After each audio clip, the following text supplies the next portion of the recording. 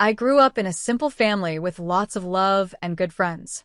I was just an ordinary person with an ordinary life, nothing special in how I looked or in my school and sports achievements. But I feel lucky to have had good people around me, and maybe that's why I tend to trust others easily.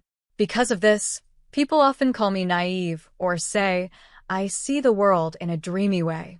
This story is about my difficult relationship with my mother-in-law, who bullied me despite my trusting nature. My name is Julie. I'm 35 years old and work as a salesperson. My husband Scott and I got married a year ago, so I still feel like a newlywed. I used to say, let's have a baby, but honestly, I was enjoying our newlywed life too much to rush into that. Scott's parents live about 40 minutes away from our apartment. His mom, Olivia, often invited us over for dinner, and we'd have a family meal together once a month. Some of my friends worried that visiting the in-laws that often might be too much, but I didn't mind. Scott's dad, Samuel, was great to talk to, and Olivia was sweet. She preferred to work alone in the kitchen, so I was always treated like a guest.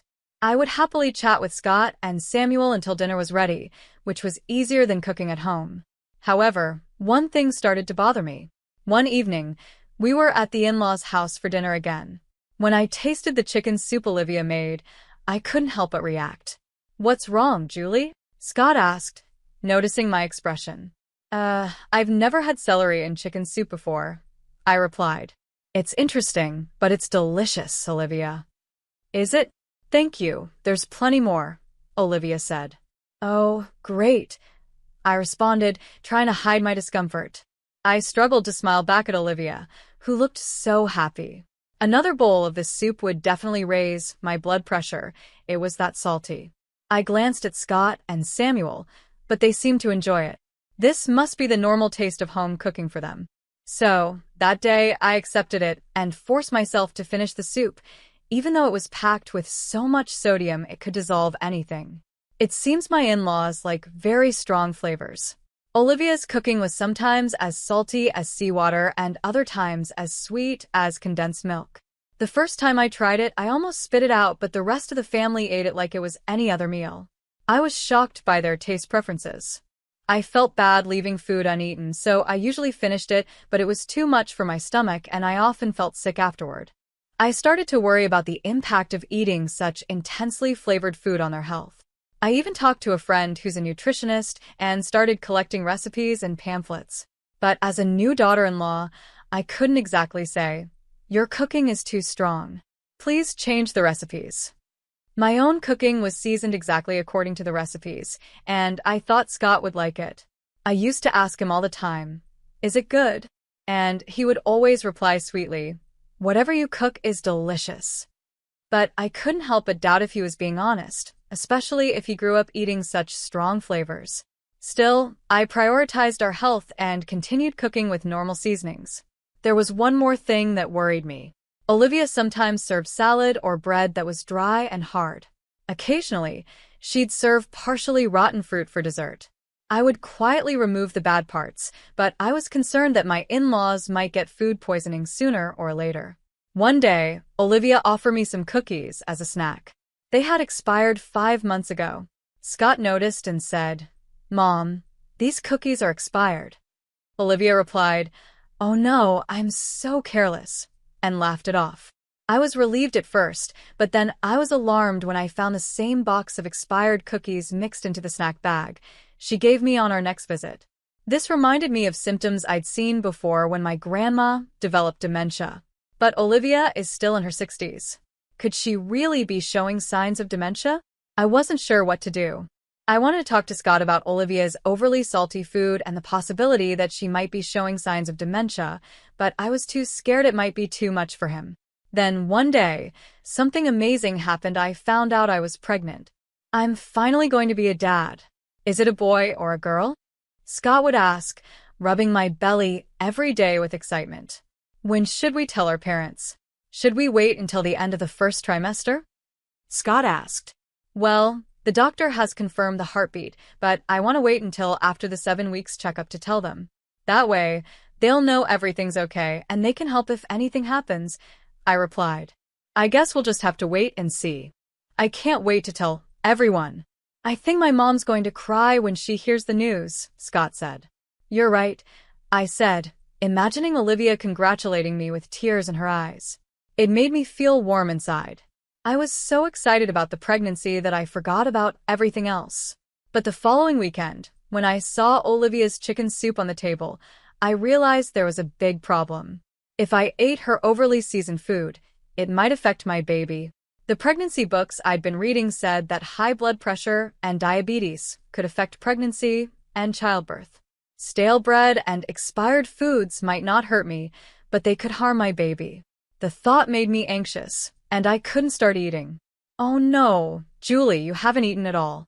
I hope it wasn't too bad for your taste, Olivia said, noticing my untouched plate and frowning. No, it's not that, I stammered.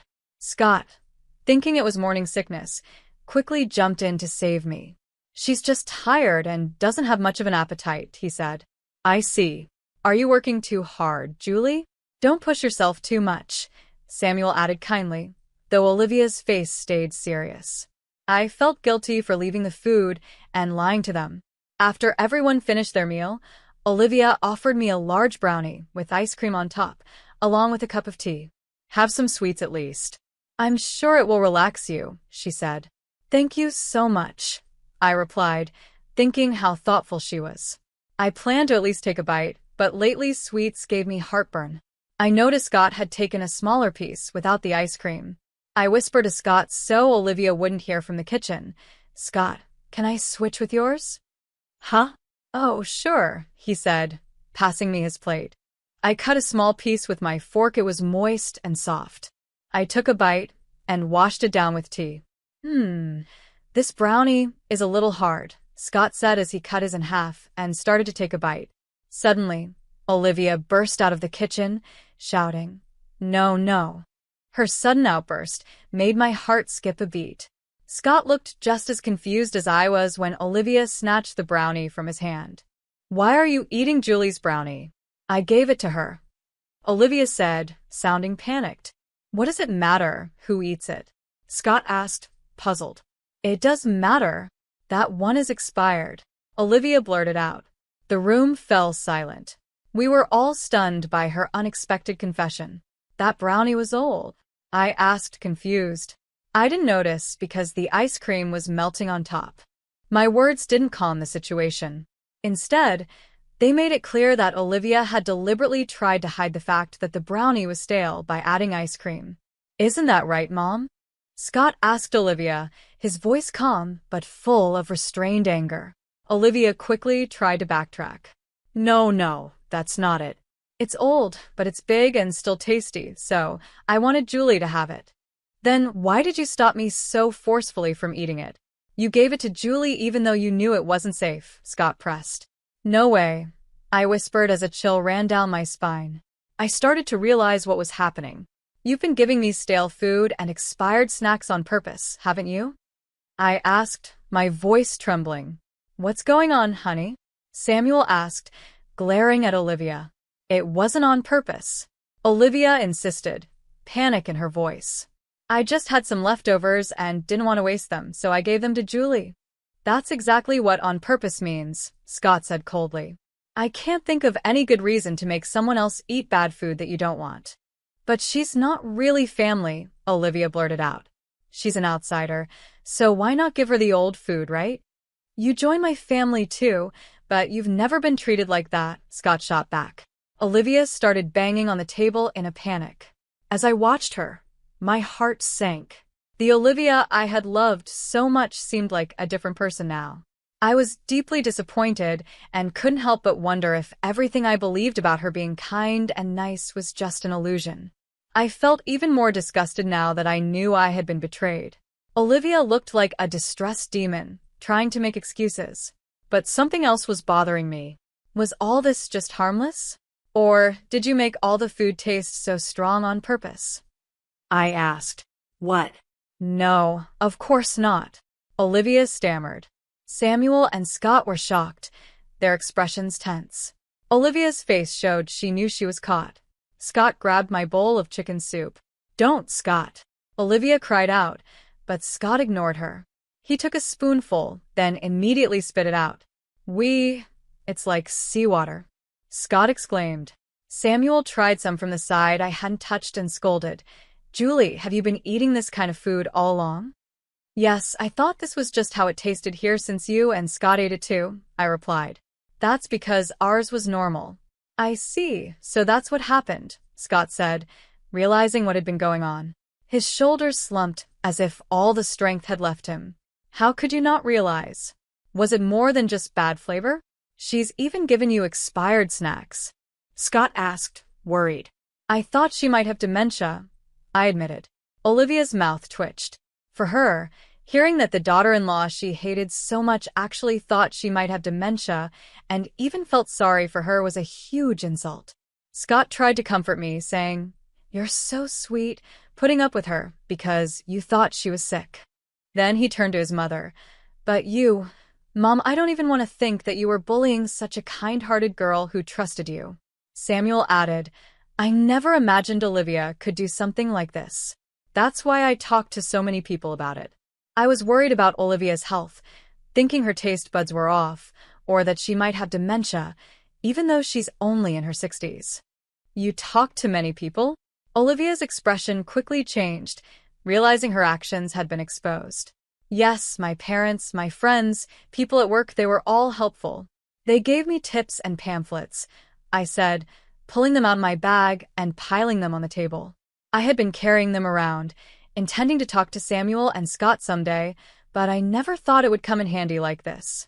"Wow, you are really concerned about her," Samuel said, unfolding a pamphlet, clearly moved by my efforts. Olivia, on the other hand, was furious. "You're terrible. I'm not sick," Olivia yelled. "No, you're the one who's terrible," Scott shot back. "Unlike you. She has a pure heart and was genuinely worried about you." "Shut up. Shut up," Olivia screamed, her anger boiling over. "I never liked her from the beginning." She pointed at me, her eyes filled with rage.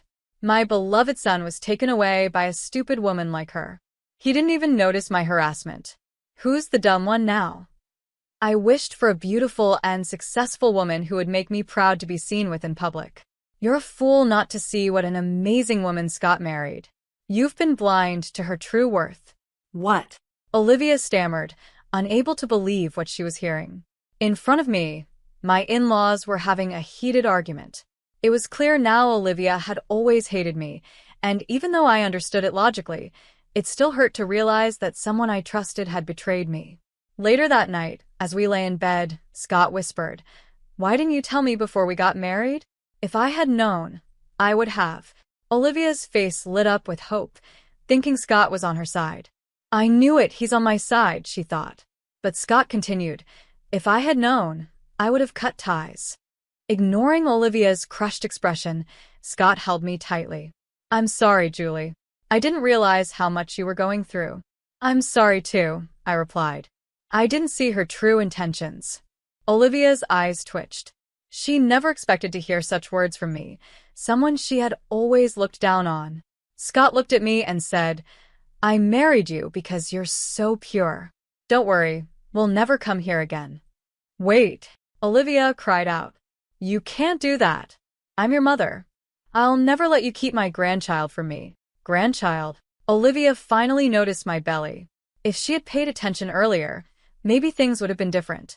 But she was too busy with her schemes. "Let's go, Julie," Scott said, offering his hand. "Yeah," I replied, taking his hand and standing up slowly. "Wait, I'm sorry," Olivia pleaded, trying to grab Scott's arm. But Scott brushed her off.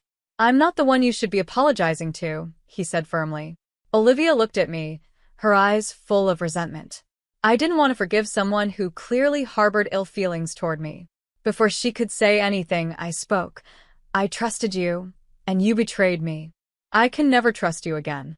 I won't let someone like you be around my precious child. Goodbye." "No," Olivia cried, collapsing in anguish. We left without looking back, with Samuel watching us, knowing we would never return. It's sad to say, but if Olivia had valued our relationship, she could have enjoyed a happy life as a grandmother, surrounded by her grandchildren.